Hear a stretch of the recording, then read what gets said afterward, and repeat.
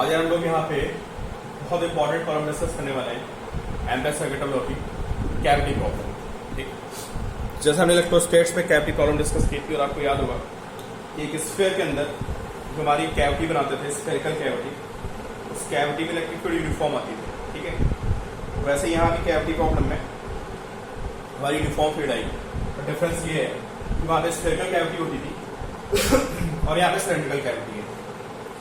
देखिए ये वायर है, ठीक है, और इसमें करंट जा रही है इनवर्ट डायरेक्शन में, ऐसे करंट फ्लो कर रही है इनसाइड, और उसके अंदर से मैंने एक सिलेंड्रिकल पोर्शन रिमूव कर दिया।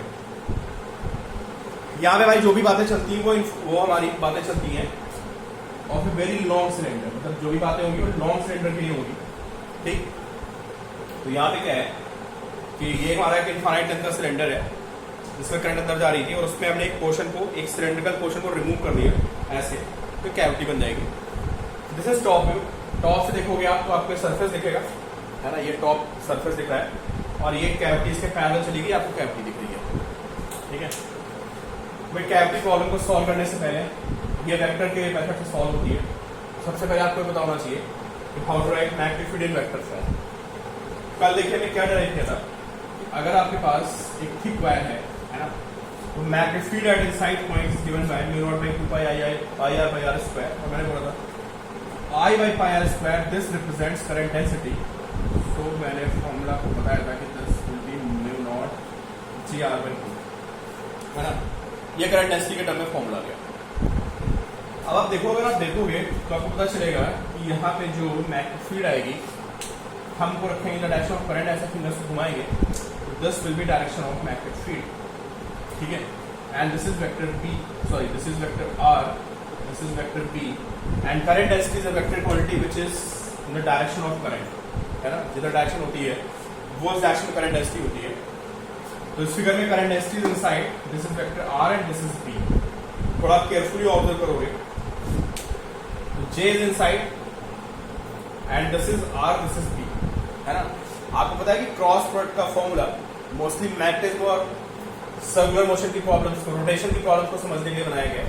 क्योंकि यहाँ पे होता क्या है, यहाँ पे जो क्वांटिटीज होती हैं जब हम रिलेशन निकालते हैं तो क्वांटिटीज आपस में परपेंडिकुलर होती है। जैसा कि आप यहाँ पे देख पा रहे हो, this is magnetic field, this is R, वो आपस में परपेंडिकुलर है, and this is current density, वो उन दोनों के परपेंडिकुलर है और इनमें आपस में एक मल्टीप्लाई का रिलेशन आ रहा है। तो आप समझ जाओ कि अगर दो क्वांटिटीज के मल्टीप्लिकेशन से आपको तीसरी क्वांटिटी मिल रही है और तीनों क्वांटिटी आपस में क्या है, परपेंडिकुलर है, तो अगर आप उसको वेक्टर फॉर्म में कन्वर्ट करोगे तो आपके पास सिर्फ एक ही तरीका है, you have to use cross product. थोड़ा दिमाग में रहोगे, क्रॉस प्रोडक्ट यूज करोगे तो आपको पता चलेगा this can be written as mu not by 2 and J cross R, this is vector of magnet. ठीक है, देखो आप जे क्रॉस आर नजर आ रहा है, जे अंदर है आर इधर है, आप जे क्रॉस आर करोगे सो मीन डाउनवर्ड एक्शन। ठीक है, तो हिडन ट्रायल से पता चलेगा हमें कि ये फॉर्मूला बनता है mu not by 2 J cross R. इस फॉर्मूले की हेल्प से ही हम कैविटी प्रॉब्लम को सॉल्व कर पाएंगे। बिल्कुल वही प्रॉब्लम है कैविटी की जैसे हमने इलेक्ट्रोस्टैटिक्स में की थी, है ना, खास डिफरेंस नहीं है। देखते क्या हो रहा है यहाँ पे, ये पास, ठीक है, कैविटी प्रॉब्लम इस फिगर को थोड़ा बड़ा बना देता है, इस फिगर को थोड़ा सा बड़ा बनाते हैं, ऐसा बनेगी, है ना। कैविटी में आपको कॉन्सेप्ट याद होगा कि जब कैविटी के किसी प्रॉब्लम को करते हैं, है ना, तो पहले हम क्या करते हैं, पूरी बॉडी के लिए उस क्वांटिटी को निकालते हैं। किस क्वांटिटी को निकालते हैं, जो भी है, मोमेंट ऑफ इनर्शिया है, सेंटर ऑफ मास है, ठीक है, मैग्नेटिक फील्ड, इलेक्ट्रिक फील्ड है, जो भी है उसको निकालेंगे पूरी बॉडी के लिए। फिर जितने में कैविटीज है ना, उस कैविटी में जो भी मटेरियल है, जो भी चार्ज है, जो भी करंट है, उसकी वजह से हम उस इफेक्ट को निकालेंगे और फिर क्या करेंगे, ओवरऑल इफेक्ट से हम उस पोर्शन के इफेक्ट को माइनस कर देंगे, तो हमें ये मिल जाएगा कि वहां पे net magnetic field, electric field या जो भी है वो कितना होगा। ठीक है, तो देखिए भाई ये कैविटी है, बड़ी सी कैविटी बना देते हैं, दिस इज कैविटी, ठीक है, दिस इज C1, ये बड़े वाले स्फीयर का सेंटर है, दिस इज C1, और ये कैविटी का सेंटर है, दिस इज C2, और ये पूरा सिलेंडर है, समझ लो आप, दिस इज सिलेंडर, देखने में सर्कल लग रहा है, this is cross section, and its current density is G. Current density is J. किसी ने बोला भाई ऐसा है, तो यहाँ पे फील्ड निकालो, दिस इज पॉइंट पी, ठीक है, कोई दिक्कत नहीं गई। अगर मुझे पॉइंट पी पे फील्ड निकालनी है तो पहले मैं पूरी की फील्ड निकालूँ, अभी मैं पढ़ चुका हूँ, ठीक है। चलिए इसको लिख देते हैं vector X, this is vector X, इसको लिख देते हैं दिस इज वेक्टर वाई, और centre to centre this is distance vector A. दिख रहा है आपको बोर्ड में? दिख रहा होगा, ठीक है। This is X, this is Y, this is A, ठीक है। अब आप समझ लो क्या करना है, मैं आपको बता चुका हूँ। पहले हमें फील्ड फाइंड करनी पूरे की, है ना। B1 क्या है? Magnetic field of complete wire. Complete wire को बोले तो विदाउट कैविटी, जब कैविटी नहीं थी तो कितनी मैग्नेटिक फील्ड होगी, है ना। करंट डेंसिटी से, ठीक है भाई। तो पूरा मान लेते कैविटी नहीं थी और ये पॉइंट P था, तो मैग्नेटिक फील्ड को B1 लिखते हैं, and B1 is equal to μ0/2 and this will be J cos x। फिर मैंने आपको क्या बोला कि हम क्या assume करते हैं कि जो कैविटी में जो भी है, चार्ज है, करंट है ना। अभी अब फिलहाल में करंट की जरूरत है, तो कैविटी वाले पोर्शन को अलग बनाते हैं और देखते हैं अगर कैविटी होती, अगर कैविटी में पूरा मटेरियल भरा होता है ना, मतलब इस पर भी करंट जा रहा होता, तो यहाँ पे फील्ड कितनी होती, y point, this is point y and this is C2। इसको मैंने अलग बना दिया, ठीक है। मैंने मान लिया कैविटी जो है इसको अलग से मैं देख रहा हूँ कैविटी का इफेक्ट। मान लेते हैं इसमें करंट है, ठीक है, इस पूरे में करंट है, ठीक है। व्हाट इज B2 इस field due to current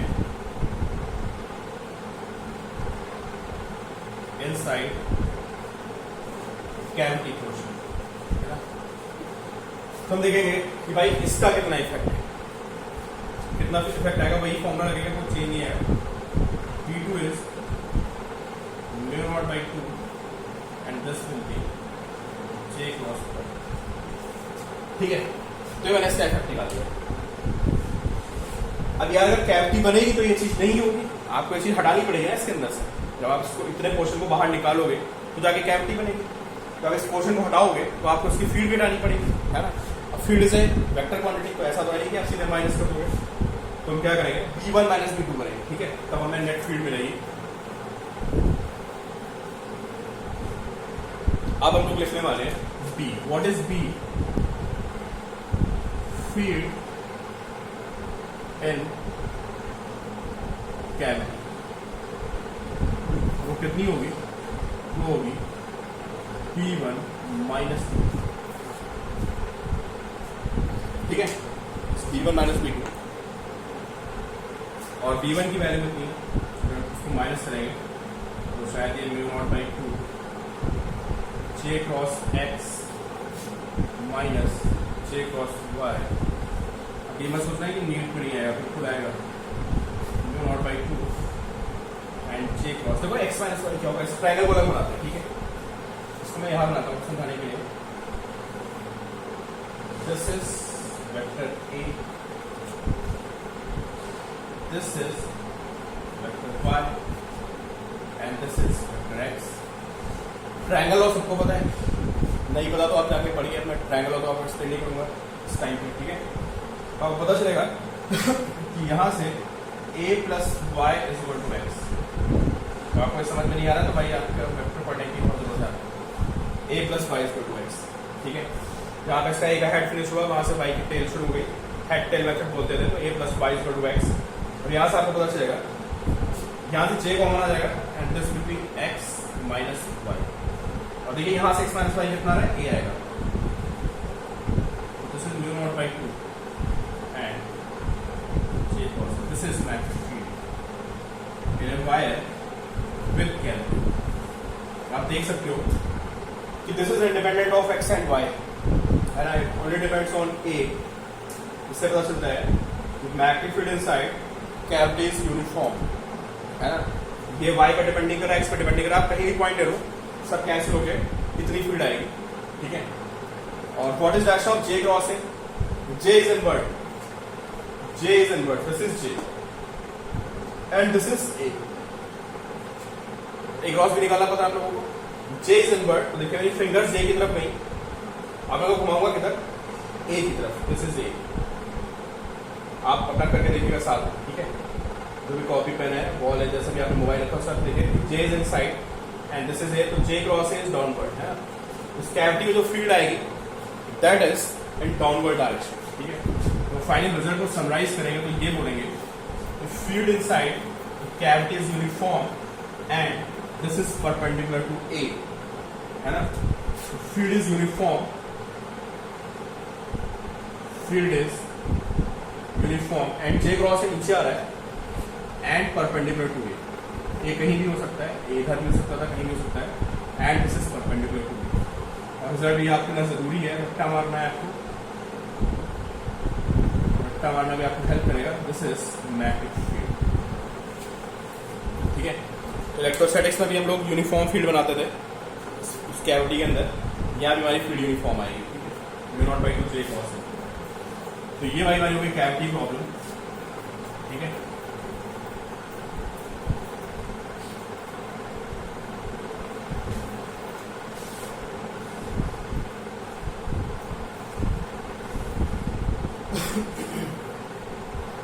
current density के टर्म में आ गया, ठीक है। अगर कैविटी कॉन्सेंट्रिक हो तो क्या होगा, क्यों, अगर कैविटी कॉन्सेंट्रिक हो तो क्या होगा, अरे हुआ क्या यार, ए जीरो हो जाएगा ना, दोनों का सेंटर एक ही जगह आ गया। ए क्या था वहां पे, अगर आप जाके देखेंगे, ए था हमारा C1 C2, ठीक है। कॉन्सेंट्रिक कैविटी है तो इसका मतलब यहाँ पे फील्ड कितनी होगी, फील्ड जीरो होगी, क्योंकि हमारा ए वेक्टर नल वेक्टर हो गया, जीरो हो गया, है ना। ऐसे समझा सकते हो, ऐसे बता सकते हो यार कि अगर मैं यहाँ पे एम्पेरियल लूप बनाता हूँ, पता है ना आपको, अगर आप यहाँ पे एम्पेरियल लूप बनाओगे तो there is no current, field अंदर जीरो हो गई, ठीक है। कल में पढ़ाई था ये स्फेरिकल हॉलो में सिलेंडर में, ठीक है। This is cavity problem. Cavity के अलावा एक और बहुत इंपॉर्टेंट प्रॉब्लम होती है, intersection problem.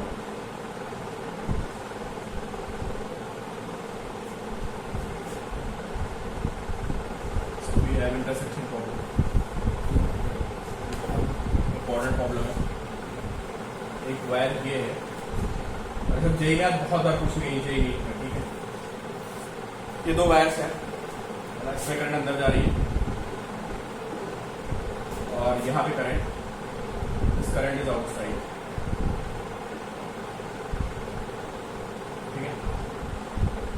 This is C1 and this is C2। दो वायर होगा, मैं इनको आपस में इंटरसेक्ट करा के रख दिया ऐसे, ठीक है। इसमें करंट बाहर आ रही है, इसमें करंट अंदर जा रही है। C1 C2 is vector A, इसको मैं ले लेता हूँ C1 C2 and this is vector A, ठीक है। इसने बोला भाई ऐसा है, यहाँ पे फील्ड निकालो इस साइड पे। मैं आपको रिजल्ट बता दूं पहले, रिजल्ट बताऊं तो थोड़ा आप समझ जाओगे। फील्ड यहाँ भी यूनिफॉर्म आती है और परपेंडिकुलर टू ए आती है, ठीक है। थोड़ा रेक्टिफिकेशन करना है मैं यहाँ पे, मतलब रिजल्ट याद रखना है समझने के बाद। तो ये इंटरसेक्शन हो गया, इसके अंदर फील्ड निकालनी है। इसको मैं वेक्टर एक्स लिख देता हूँ, इसको मैं वेक्टर वाई लिख देता हूँ, this is X, this is Y and this is point P, मैं इसको पी ले लेता हूँ। और ये हमारा जे हो गया, ये भी जे है और ये भी जे है, डिफरेंस ये है कि this is inside and this is outside. चलो भाई यहाँ पे फील्ड लिखते हैं, इस बार तो दोनों की फील्ड ऐड हो जाएगी, कुछ हटाया तो है नहीं, मैंने दो पोर्शन आके ऐड कर दिए। जब आप दो पोर्शन ऐड करोगे तो प्रिंसिपल ऑफ सुपरपोजिशन लगेगा and net field will be B1 plus B2, ठीक है। पहले B1 फाइंड करते हैं, what is B1, will be mu naught by 2 and j cross x। Formula लगा रहे हैं यार, डायरेक्टली फॉर्मूला, ठीक है। And what about B2, this will B mu naught by 2 and minus j cross y, why minus j cross y, क्योंकि current density is a vector quantity, है ना। अगर मैं इस करंट डेंसिटी को पॉजिटिव बोलूंगा तो मुझे इस करंट डेंसिटी को नेगेटिव बोलना पड़ेगा, इससे माइनस j cross y हो गई, ठीक है। अगर मैं B1 प्लस B2 करूंगा तो मुझे नेट फील्ड मिल जाएगी, एंड नेट फील्ड अगर मैं निकालूंगा that will B mu naught by 2, add करने पे यह आएगा j cross x minus y। आप पीछे वाले से हेल्प ले सकते हो, तो जो यहाँ पे x माइनस वाई आएगा that will B C1 C2 and C1 C2 is vector A। So result यहाँ भी वही आ गया है mu not by 2 and J cross this is magnetic field. ठीक है, J में फॉर्मूला नहीं पूछा था, ठीक है, J में पूछा था कि मैग्नेटिक फील्ड की डायरेक्शन क्या होगी। तो J क्रॉस A, देखो ये हमारा J अंदर की तरफ है ना, इसको हमने पॉजिटिव रखा है, this is J and this is A। तो हम J क्रॉस A करेंगे तो this is J, this is A, J cross A is in downward direction. So जो मैग्नेटिक फील्ड आएगी that will be uniform in this region and it will be perpendicular to A। This is magnetic field and which is perpendicular to A। Okay, so B is perpendicular to vector A, ये बात में ध्यान रखनी है और ये हमें magnetic field का फॉर्मूला याद रखना है। ठीक है, तो हमारी इंटरसेक्शन प्रॉब्लम हो गई और वेक्टर फॉर्म हो गई।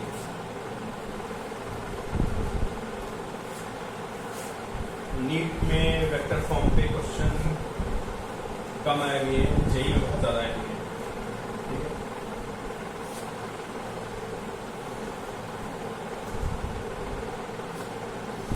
नेक्स्ट मूव करते हैं हम लोग